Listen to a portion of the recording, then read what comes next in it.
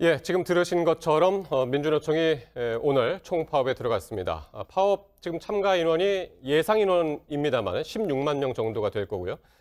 정부의 탄력 근로제 확대 방침을 비롯해서 노동 정책에 대해서 지금 반발 의지를 보여주기 위해서 오늘부터 이제 파업에 들어갔다. 이렇게 보면 되겠네요. 네, 지금 뭐 총 한 60만 명 정도 되거든요. 민주노총 조합원이요. 그렇죠. 네. 그중에서 16만 명이 이제 파업에 참여를 할 거라고 얘기를 하고, 지금까지는 사실 어제까지는 그 지도부가 민주노총의 지도부가 청와대 앞에서 한 일주일 정도 지금 부분적으로 계속해서 농성을 벌이다가 그거는 예. 풀고 이제 전국적으로 확대하겠다 이런 얘기가 나왔어요. 근데 지금 그 아까도 이제 화면에서 나왔지만은 그 탄력적 근로시간제 단위 확산 그 확대, 이것이 가장 큰 쟁점이고요. 예. 그거 외에도 뭐 국제노동기구 ILO 핵심 협약 비준, 노동관계법 개정, 노후소득 보장을 위한 연금 개혁, 비정규직의 적절한 정규직 전환 등 뭐 이런 것들이 내용이 있기는 합니다만, 예. 그럼에도 불구하고 가장 큰 핵심은 아까도 말씀드렸던 탄력적 근로시간제 이거입니다. 그러니까 요거를 조금 설명을 해드리자면은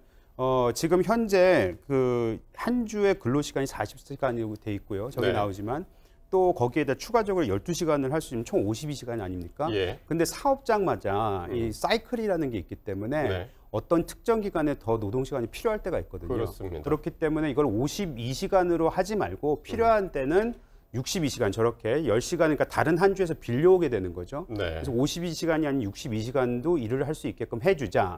요거를 총 기간을 3개월로 해뒀는데 네. 아무래도 그 현장에서는 3개월은 너무 짧다. 조금 더 우리가 유연하게 대처할 수 있도록 기회를 달라고 해서 그걸 6개월 연장을 하기로 한 겁니다. 근데 그거를 노동계에서는 극심히 극렬하게 반대를 하고 있는 것이죠. 그렇군요. 자, 지난 5일 청와대에서는 이제 여야정 상설협의체가 이 탄력근로제 확대 방안에 대해서 이제 합의를 하지 않았습니까? 그 이후에 이제 여야가 이제 노동계를 향해서 우려의 목소리를 내고 있는 건데, 역시 정의당은 그때와 마찬가지로 지금도 지금 반대 입장인 거죠. 네, 그 지난 5일날 여야정 상설협의체에서 이 탄력근로제 문제를 비롯해서 몇 가지 협의를 했습니다.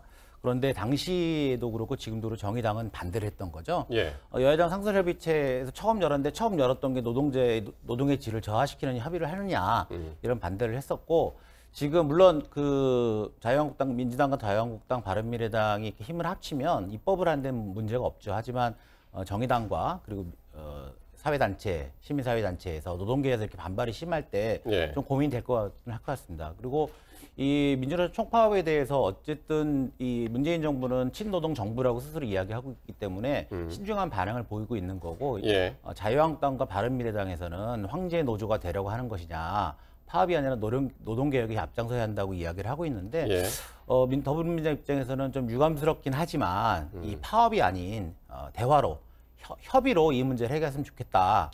이렇게 계속 이야기하고 있는 겁니다. 그렇습니다. 근데 지금 이제 민주노총뿐만이 아니라 한국노총이나 참여연대 등 이제 일부 진보 성향의 이제 시민단체들도 지금 이 탄력근로제 확대 방안에 대해서 이제 반대를 지금 하고 있는데, 이 탄력근로제 확대가 정말 이제 그 추진이 될 경우, 그때는 지금 정부하고 노동계가 갈등을 계속 이어나가지 않을까 싶네요. 아무래도 그렇게 볼 가능성이 좀 있어 보이는 게 뭐 한국노총이나 민주사회를 위한 변호사 모임이라든가 참여연대 등도 현 정권이 탄생하는 데 있어서 지지를 보냈던 그런 그룹들 아니겠습니까? 그런데 이 부분에 있어서 어떻게 보고 있냐면, 지금 정부가 뭐 좀 주 시간, 근로 시간을 단축한다든가 최저임금을 올린다든가 하는 부분이 탄력근로제를 적용을 확대를 하게 되면 그 부분의 취지가 무색해질 수 있다는 겁니다.